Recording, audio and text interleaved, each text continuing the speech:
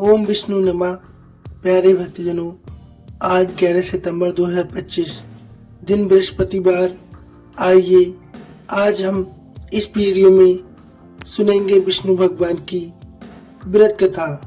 यानी बृहस्पतिवार के दिन जो भक्त व्रत करते हैं उन्हें आज इस कथा का संपूर्ण अध्ययन अवश्य करना चाहिए, जिससे उनके जीवन का समस्त दुख दूर हो जाता है।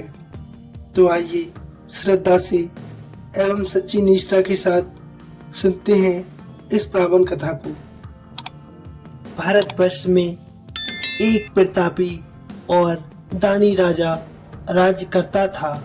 वह नित्य गरीबों और ब्राह्मणों की सहायता करता था। ये बात उसकी रानी को अच्छी नहीं लगती थी। वह न ही गरीबों को दान देना चाहती थी और न ही भगवान का पूजन करना चाहती थी, और राजा को दान देने से मना भी किया करती थी। एक दिन राजा शिकार खेलने वन को चले गए तो रानी महल में अकेली रह गई। उसी समय बृहस्पति देव महाराज साधु वेश में राजा के महल में भिक्षा के लिए आए और भिक्षा मांगने लगे।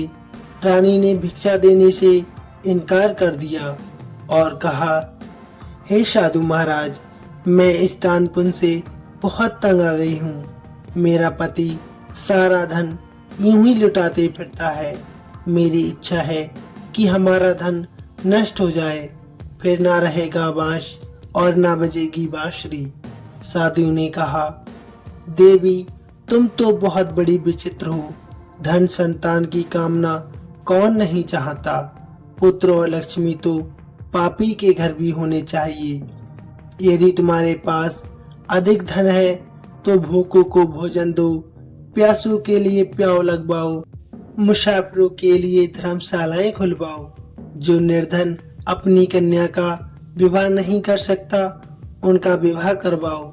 ऐसे अनेक काम हैं जिनके करने से तुम्हारा यश लोक परलोक में फैल जाएगा। परंतु रानी पर इस उपदेश का कोई प्रभाव नहीं पड़ा। वह बोली, महाराज, आप मुझे कुछ न समझाएं। मैं ऐसा धन नहीं चाहती जो हर जगह बांटती फिरूं। साधु ने उत्तर दिया, यदि तुम्हारी ऐसी इच्छा है तो तुम्हारे साथ ऐसा ही होगा। तुम ऐसा करना कि बृहस्पतिवार को घर लीपकर पीली मिट्टी से अपना सिर धोकर स्नान करना, भट्टी चढ़ाकर कपड़े धोना। ऐसा करने से आपका सारा धन नष्ट हो जाएगा। इतना कहकर साधु महाराज वहां से आरोप हो गए। साधु के अनुसार कही बातों को पूरा करते हुए रानी को केवल 3 ही बृहस्पतिवार बीते थे कि उसका समस्त धन नष्ट होने लगा। भोजन के लिए राजा का परिवार तरसने लगा। तब एक दिन राजा ने रानी से बोला कि हे रानी, तुम यहीं रहो, मैं दूसरे देश को जाता हूँ, क्योंकि यहाँ पर सभी लोग मुझे जानते हैं, इसलिए मैं कोई छोटा कार्य नहीं कर सकता हूँ। ऐसा कहकर राजा परदेश चला गया। वहाँ जंगल से लकड़ी काट कर लाता और शहर में बेच देता था। इस तरह वह अपना जीवन व्यतीत करने लगा। इधर राजा के परदेश जाते ही रानी और दासी बहुत दुखी रहने लगी। एक बार जब रानी और दासी को 7 दिन तक बिना भोजन के रहना पड़ा तो रानी ने अपनी दासी से कहा, हे दासी, आप पास ही के नगर में मेरी बहन के पास चली जाओ। वह बहुत बड़ी धनवान है। तू उसके पास जाकर कुछ ले आ ताकि थोड़ी बहुत गुजर बसर हो सके। दासी रानी की बहन के पास चली गई। उस दिन सौभाग्य से गुरुवार था और रानी की बहन उस समय बृहस्पतिवार व्रत की कथा सुन रही थी। दासी ने रानी की बहन को अपनी रानी का संदेश सुनाया, लेकिन रानी की बहन ने कोई उत्तर नहीं दिया। जब दासी को रानी की बहन का कोई उत्तर नहीं मिला तो वह बहुत दुखी मन से और क्रोध में आते हुए वापस आ गई। दासी ने वापस आकर रानी को सारी बात बता दी। सुनकर रानी ने अपने भाग्य को ही कोसा। उधर रानी की बहन ने सोचा कि मेरी बहन की दासी आई थी, परंतु मैंने उससे कुछ नहीं बोला, इससे वह बहुत दुखी हुई होगी। कथा सुनकर और पूजन समाप्त करके प्रसाद ग्रहण करने के उपरांत वह अपने बहन के घर आई और कहने लगी, हे बहन, मैं बृहस्पतिवार का व्रत कर रही थी। तुम्हारी दासी मेरे घर आई थी, परंतु जब तक कथा होती है तब तक ना ही उठते हैं और ना ही बोलते हैं, इसलिए मैं नहीं बोली। कहो दासी क्यों गई थी? रानी बोली, बहन तुमसे मैं क्या छुपाऊं, हमारे घर में खाने के लिए अनाज तक नहीं है। ऐसा कहते कहते रानी की आंखों में आंसू आ गए।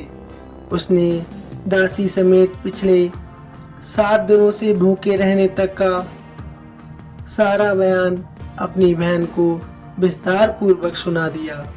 रानी की बहन बोली, देखो बहन, भगवान बृहस्पति देव सबकी मनोकामना को पूर्ण अवश्य करते हैं। देखो शायद तुम्हारे घर में अनाज रखा हो।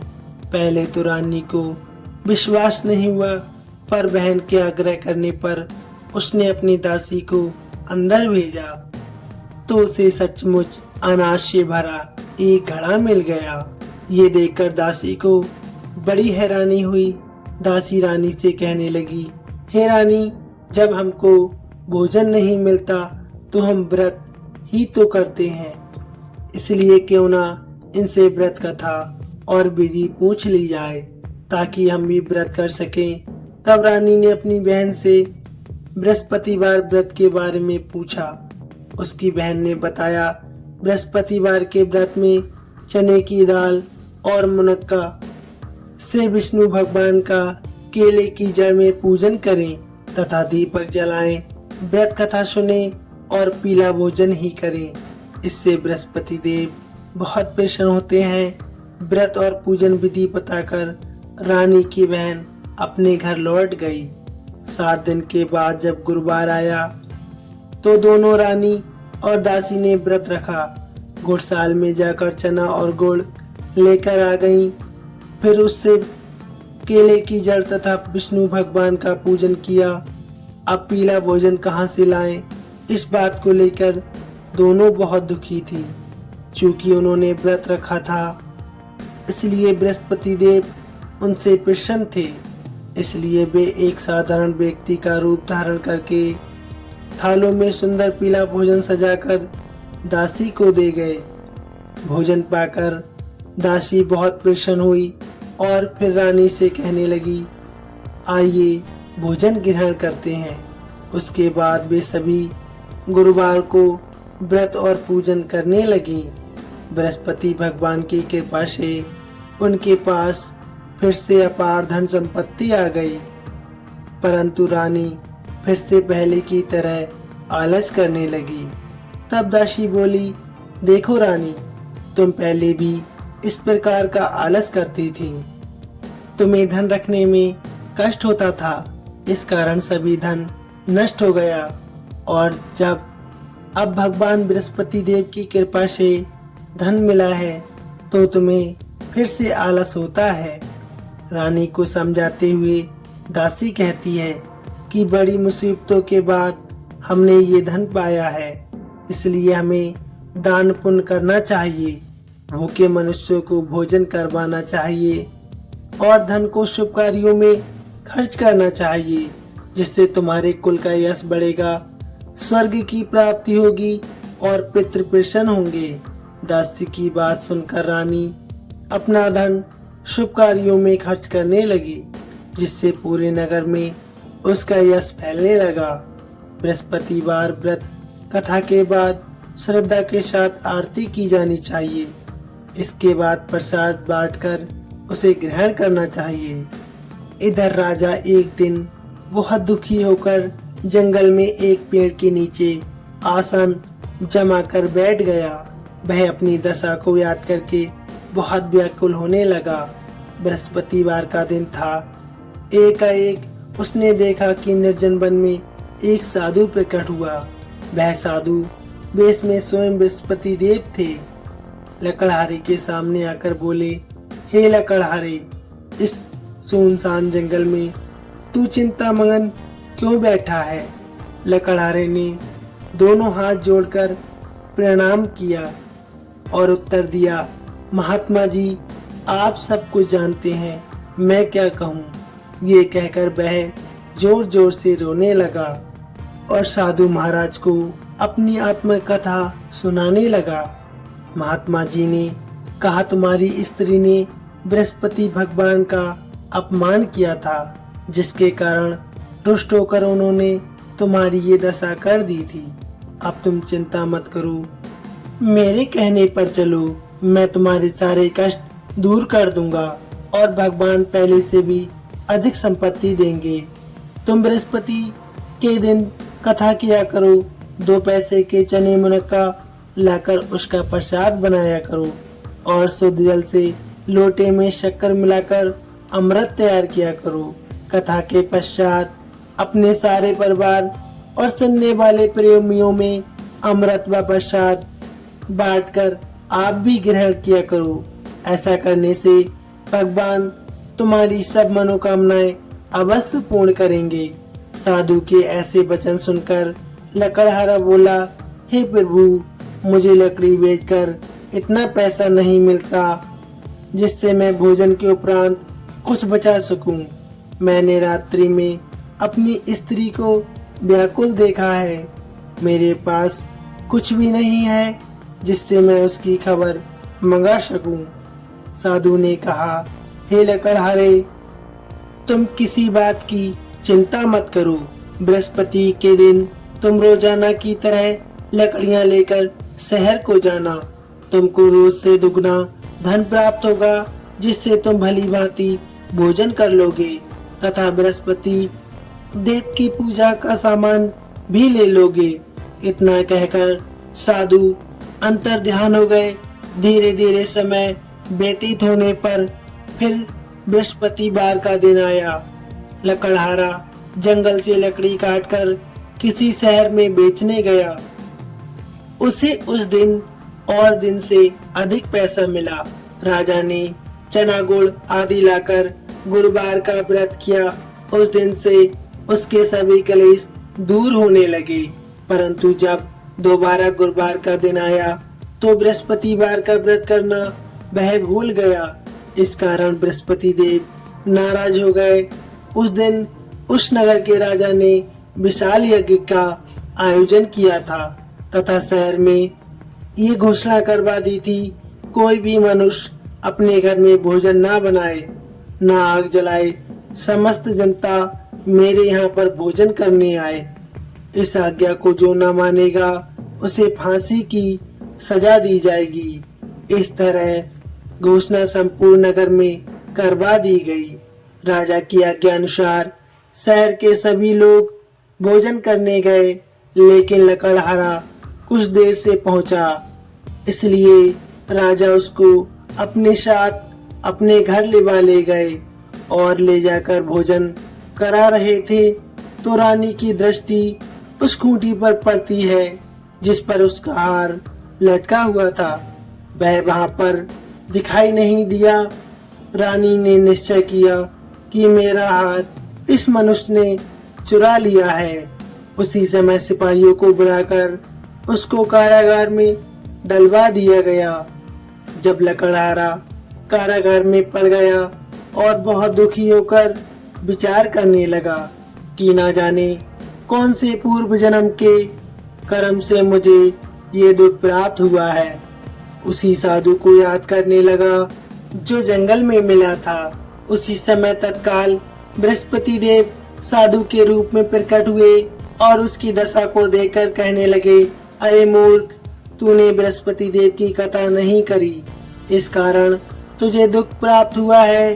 अब चिंता मत कर, बृहस्पतिवार के दिन कारागार के दरवाजे पर 4 पैसे पड़े मिलेंगे तुझे। उनसे तू बृहस्पति देव की पूजा करना, तेरे सभी कष्ट दूर हो जाएंगे। बृहस्पतिवार के दिन उसे 4 पैसे पड़े मिले। लकड़हारे ने कथा कही। उसी रात्रि को बृहस्पति देव महाराज ने उस नगर के राजा को स्वप्न में आकर कहा, हे राजा, तुमने जिस आदमी को कारागार में बंद कर दिया है वह निर्दोष है, वह राजा है, उसे छोड़ देना। रानी का हार उसी खूंटी पर लटका मिलेगा। अगर तू ऐसा नहीं करेगा तो मैं तेरे सारे राज को नष्ट कर दूंगा। इस तरह रात्रि के स्वप्न को देखकर राजा प्रातःकाल उठा और खूंटी पर हार देखकर लकड़हारे को बुलाकर क्षमा मांगी तथा लकड़हारे को योग सुंदर वस्त्र आभूषण देकर विदा कर दिया। बृहस्पति देव की आज्ञा अनुसार लकड़हारा अपने घर को चल दिया। राजा जब अपने नगर के निकट पहुंचा तो उसे बड़ा आश्चर्य हुआ। नगर में पहले से अधिक बाग, तालाब, कुएं तथा बहुत सी धर्मशाला, मंदिर आदि बन गई हैं। राजा ने पूछा, ये किसका बाग और धर्मशाला है? तब नगर के सब लोग कहने लगे, ये सब रानी और बांदी के हैं। तो राजा को बहुत आश्चर्य हुआ और गुस्सा भी आया।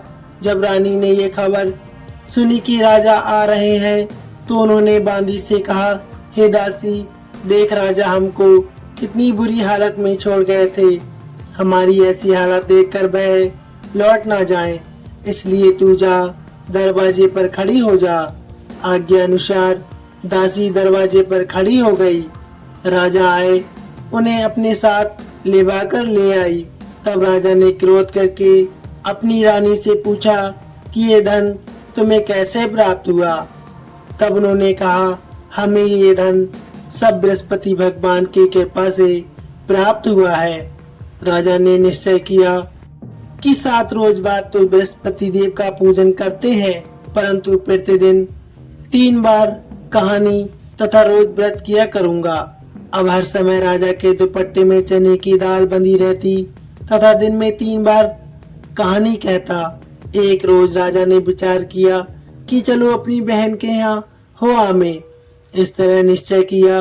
राजा घोड़े पर सवार होकर अपनी बहन के यहाँ चलने लगा। मार्ग में उसने देखा कि कुछ आदमी एक मुर्दे को लेकर जा रहे हैं। उन्हें रोककर राजा कहने लगा, भाइयों, मेरी बृहस्पति देव महाराज की कथा सुन लो। वे बोले, हमारा तो आदमी मर गया है, इसको अपनी कथा की पड़ी है।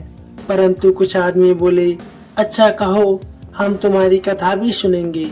राजा ने दाल निकाली और जब कथा आदि हुई कि मुर्दा हिलने लगा और जब कथा समाप्त हो गई तो राम राम करके मनुष्य उठकर खड़ा हो गया। आगे मार्ग में उसे एक किसान खेत में हल चलाता मिला। राजा ने उसे देखा और उससे कहा, अरे भैया, तुम मेरी बृहस्पतिवार की कथा सुन लो। किसान बोला, जब तक मैं तेरी कथा सुनूंगा तब तक मैं 4 हरैया और जोत लूंगा। जा अपनी कथा किसी और को सुनाना। इस तरह राजा आगे चलने लगा। राजा के हटते ही बैल पछाड़ खाकर गिर गया तथा किसान के पेट में बड़ी जोर का दर्द होने लगा। उसी समय उसकी माँ रोटी लेकर आई। उसने जब ये देखा तो अपने पुत्र से सवाल पूछा और बेटे ने सभी हाल कह दिया। तो बुढ़िया माई दौड़ी दौड़ी उस घुड़सवार के पास गई और उससे बोली कि मैं तेरी कथा सुनूंगी, तू अपनी कथा मेरे खेत पर चलकर ही कहना। राजा ने बुढ़िया के खेत पर जाकर कथा कही, जिसके सुनते ही बैल उठ खड़े हुए तथा किसान के पेट का दर्द भी बंद हो गया। राजा अपनी बहन के घर पहुंचा। बहन ने भाई की खूब खातिरदारी की। दूसरे रोज प्रातःकाल वह जागा तो वह कहने लगा, सब लोग भोजन कर रहे हैं। राजा ने अपनी बहन से कहा, ऐसा कोई मनुष्य है जिसने भोजन नहीं किया हो? मेरी बृहस्पतिवार की कथा सुन ले। बहन बोली, हे भैया, ये देश ऐसा ही है कि पहले यह लोग भोजन करते हैं, बाद में अन्य काम करते हैं। अगर कोई पड़ोस में हो तो मैं देख कर रहा हूँ। वह ऐसा कहकर देखने चली गई, परंतु उसे कोई ऐसा व्यक्ति नहीं मिला जिसने भोजन न किया हो। अतः वह एक कुमार के घर गई जिसका लड़का बीमार था। उसे मालूम हुआ कि उसने 3 रोज से कुछ भी भोजन नहीं किया है। रानी ने अपनी भाई की कथा सुनने के लिए कुमार से कहा। वह तैयार हो गया। राजा ने जाकर बृहस्पतिवार की कथा कही, जिसके सुनकर उसका लड़का बिल्कुल ठीक हो गया। अब तो राजा की प्रशंसा होने लगी। एक रोज राजा ने अपनी बहन से कहा कि बहन, हम अपने घर को जाएंगे, तुम भी तैयार हो जाओ। राजा की बहन ने अपनी सास से कहा। सास ने कहा, हाँ चली जाओ, परंतु अपने लड़कों को मत ले जाना, क्योंकि तेरे भाई के कोई औलाद नहीं है। बहन ने अपने भाई से कहा, हे भैया, मैं तो चलूंगी, पर कोई बालक नहीं जाएगा। राजा बोला, जब कोई बालक नहीं चलेगा तब तुम भी क्या करोगी। बड़े दुखी मन से राजा अपने नगर लौट आया। राजा ने अपनी रानी से कहा, हम निर्वंशी हैं, हमारा मुंह देखने का धर्म नहीं है और कुछ भोजन आदि नहीं किया। रानी बोली, हे प्रभु, बृहस्पति देव महाराज ने हमें सब कुछ दिया है, वह हमें औलाद अवश्य देंगे। उसी रात को बृहस्पति देव ने राजा से स्वप्न में कहा, हे राजा, उठ, सभी सोच त्याग दे, तेरी रानी गर्भ से है। ये बात सुनकर राजा को बहुत खुशी हुई। 9वें महीने में उसको गर्भ से एक सुंदर पुत्र पैदा हुआ। तब राजा बोला, हे रानी, स्त्री बिना भोजन के रह सकती है, परंतु बिना कहे नहीं रह सकती। जब मेरी बहन आए तो मुझसे कुछ मत कहना। रानी ने सुनकर हाँ कर दिया। जब राजा की बहन ने यह शुभ समाचार सुना तो वह बहुत खुशी हुई और बधाई देने चली आई। भाई के यहाँ आई, तभी रानी ने कहा, घोड़ा चढ़कर नहीं आई, गधा चढ़ी आई। राजा की बहन बोली, भाभी, मैं इस प्रकार न कहती तो तुम्हें औलाद कैसे मिलती। बृहस्पति देव ऐसे ही हैं, जैसी जिसकी मन में कामना होती है सभी को पूर्ण करते हैं। जो सद्भावना पूर्वक बृहस्पतिवार का व्रत करता है एवं कथा सुनता है, पढ़ता है, दूसरों को सुनाता है, बृहस्पति देव उसकी सभी मनोकामनाएं पूर्ण करते हैं। भगवान बृहस्पति देव उसकी सदैव रक्षा करते हैं। संसार में जो मनुष्य सद्भावना से भगवान जी का पूजन व्रत सच्चे हृदय से करता है तो उनकी सभी मनोकामनाएं अवश्य पूर्ण होती हैं।